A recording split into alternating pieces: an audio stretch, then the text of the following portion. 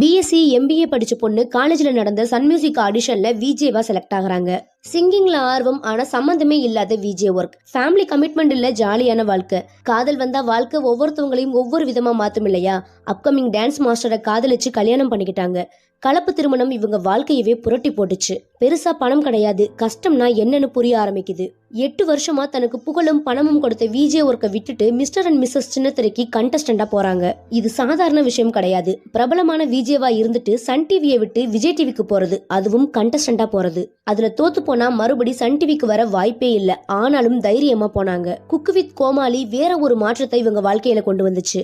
இருந்த வேலையை விட்டுட்டு பட்ஜெட்ல குடும்பம் நடத்தின இவங்க BMW கார் வாங்குற அளவுக்கு உயர்ந்திருக்காங்க. முடிவு தப்பா போச்சுன்னா புலம்பாம எடுத்த முடிவை சரியாக்குறவங்க புத்திசாலி. இவங்க புத்திசாலி மட்டும் கிடையாது, தைரியசாலியும் கூட. காதலிச்சா சீரழிஞ்சு போவாங்கன்னு சொல்றவங்களுக்கு முன்னாடி சிறப்பா வாழ்ந்து காட்டுறவங்க தான் மணிமேகலை அவர்கள்.